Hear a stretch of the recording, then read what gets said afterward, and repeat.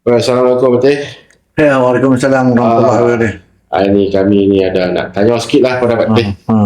Laku orang kata apa, Ketua Mangkang bagi negeri Perak Darul Rizwan ni kan.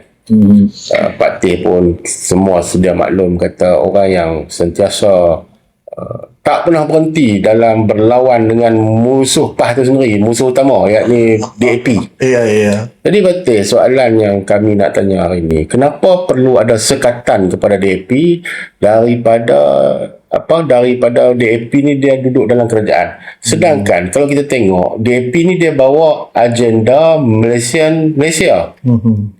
DAP ni memperjuangkan dalam deklarasi setapak dia sampai sekarang banyak telah dicabar kan. Ini adalah melanggar dengan perlembagaan ini. Dia nak Malaysia. Sebut Malaysia ni semua sama rata. Kan? Jadi semua sama rata, nak sama rata, Melayu sama Cina, India semua. Dan ini pula yang sekarang ni digagas oleh kawan-kawan kita yang tak faham kedudukan ini. Jadi bila dia bawa agenda ni akan mewujudkan tidak puas hati dan tidak kestabilan. Itu satu. Dan yang kedua, kita tengok di dalam kerangka DAP ini sendiri, apabila dia berada dalam kerajaan, yang seperti isu tadi, kenapa kita kena tolak apabila dia berada dalam kerajaan. Apabila dia berada dalam kerajaan, yang pertama dia nak melaksanakan Malaysia ni. Kedudukan tu nak menjadikan sama rata. Sama rata, nak menyama sama rata. Agama ni sama dah. Kalau ni semua perayaan nak kena sama. Ini bercanggah dengan perlembagaan. Sebab tu kita kena letak kat dia, letak tepi, keluarkan dia. Tak boleh pakai langsung dia. Tak boleh. Bahaya pemikiran dia bawa. Pemikiran dia tu nak bawa, dan memang kita kata kita akan terpinggir balik. Sebab itu kita tengok sebelum tu tak wujud kan. Apabila berlakunya DAP di dalam kerajaan, PH 1.1.0 dia panggil 18 bulan tu, bulan dia pertama tahun 2018 kan, kita tengok ada seorang daripada menteri yang PH lantik pergi jajah ke luar negeri. Mereka ini kan meletakkan ini ada diskriminasi di Malaysia. Saya ingat tokoh tu kalau kita sebut pun tak salah kalau Wataya Murti kan, dia bawa dia menteri luar ke apa tu, dia bawa ini kuih-kuih kita diruntuhkan, kuih-kuih orang lain diruntuhkan, tapi berlaku di tempat lain dia tak nampak ada diskriminasi. Ini yang berada dalam api, dan kita nak meletak lagi perkara yang lebih jauh. Dan masa itu juga kita dah merdeka pada tahun daripada 1957 sehingga 2018 kan. Tak ada apa berlaku. Dia masuk berlaku bendera terbalik. Kan, apa tujuan bendera terbalik? Seolah-olah kita kata bendera terbalik ni sekarang Malaysia ni kena pusing.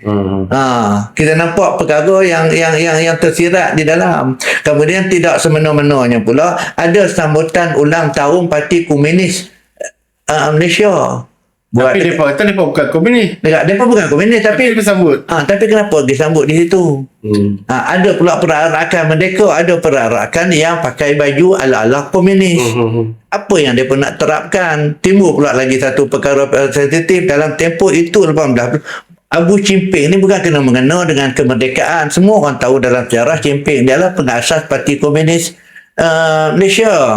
Kan? Dia meninggal di negeri China. Ada pula usaha buat balik Abu Chimping, bawa balik dekat Perak pula kat sini. Itu satu bab yang kita tengok sejarah apa yang dia nak terap ke dalam Malaysia. Sebab itu masa dia tak ada kuasa, masa dia ada berkuasa sebelum ni tak nampak, tapi perjuangan dia ni ini diteruskan. Kemudian berlaku pula kita kata ni perjuangan mereka banyak jalan-jalan. Patutnya jalan-jalan ni kena dalam negara Malaysia nama Melayu lah.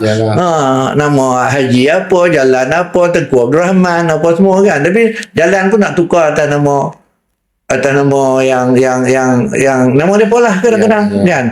Kemudian tulisan juga kan, tulisan saya buat pun perjuang nak kena ada. Kalau apa kedai Ahmad tulis Cina satu, tulis Melayu satu, nak kena bahasa. Sedangkan kita dah ada perlembagaan kita bahawasanya tulisan bahasa Malaysia. Kemudian dia timbul pula baru ni surat-surat rasmi kerajaan kena pakai surat bahasa Malaysia. Dia kata kena oleh sebab orang dia tak faham. Tak faham maka kita kena, tak salah kita menggunakan bahasa lain. Dia cuba menerap satu persatu. Jadi itu salah satu mengapa punca kita nak ketepikan DAP yang bawa agenda ini. Jadi perkataan Malaysia tu hanya tulisan semata-mata. Ya, Malaysia tu memang perjuangan itu yang menjadikan mereka telah pun berjaya mengumpul kaum-kaum DAP ni berada dalam satu kelompok. Maksud kata kaum DAP ni bukan cerita Cina saja, betul kan? Dalam dia ada Melayu, ada. Kalau kita tengok yang dimasuk, yang dimasuk dalam kepala otak berfikiran DAP ni. Dia telah meletakkan satu kaum ni berada bersama-sama, setuju dengan idea DAP ni. Dah masuk. Kerana kalau dia berada dalam kajian amat bahaya.